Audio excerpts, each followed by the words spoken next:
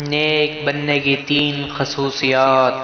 حضرت علی رضی اللہ عنہ نے فرمایا، جب خدا کسی بندے کو نیک بنانا چاہتا ہے تو اسے کم بولنے، کم کھانے اور کم سونے کا الہام کر دیتا ہے۔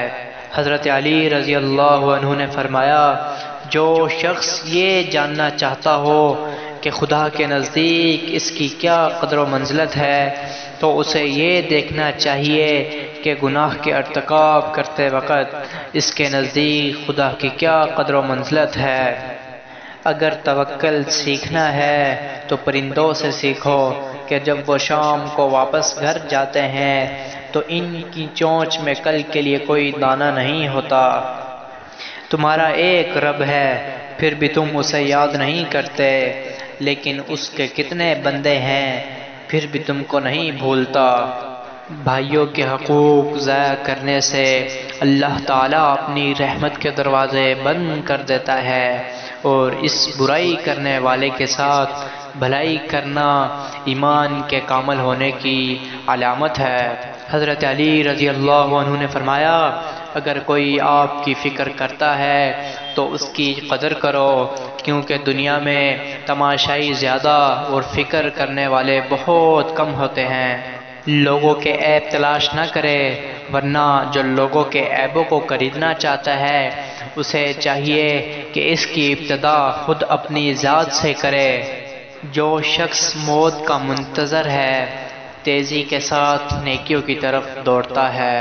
حضرت علی رضی اللہ عنہ نے فرمایا، کسی کی مدد کرتے وقت اس کے چہرے کی جانب مت دیکھو، ہو سکتا ہے اس کی شرمندہ آنکھیں تمہارے دل میں غرور کا بیج بو دیں۔ اگر تم پانی میں ڈوب رہے ہو اور تمہیں یاد آ جائے کہ وقت نماز ہے تو نماز کی نیت کر لو۔ حضرت علی رضی اللہ عنہ نے فرمایا، کسی انسان کو دکھ دینا اتنا آسان ہے جتنا سمندر میں پتھر پھینکنا، مگر یہ کوئی نہیں جانتا کہ وہ پتھر کتنی گہرائی میں گیا ہے۔ اگر کوئی تم کو صرف اپنی ضرورت کے وقت یاد کرتا ہے تو پریشان مت ہونا، بلکہ فخر کرنا کہ اس کو اندھیروں میں روشنی کی ضرورت ہے اور وہ تم ہو۔ حضرت علی رضی اللہ عنہ نے فرمایا، اسلام ایمان کا، ایمان یقین کا، علم عمل کا، سخی سائل کا اور ایمان اخلاص کا محتاج ہوتا ہے۔ اگر کسی انسان کا یقین ہماری ولادت پر ہو تو یہ اس کی 1000 سال کی عبادت سے افضل ہے۔ موت کو ہمیشہ یاد رکھو، مگر موت کی آرزو کبھی نہ کرو۔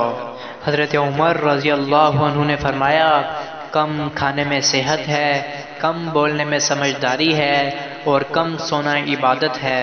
حضرت علی رضی اللہ عنہ نے فرمایا، دکھ میں کبھی بھی پچھتاوے کے آنسو نہ بہاؤ، کیونکہ تم وہ خوش نصیب ہو جس کو اللہ نے آزمائش کے قابل سمجھا ہے۔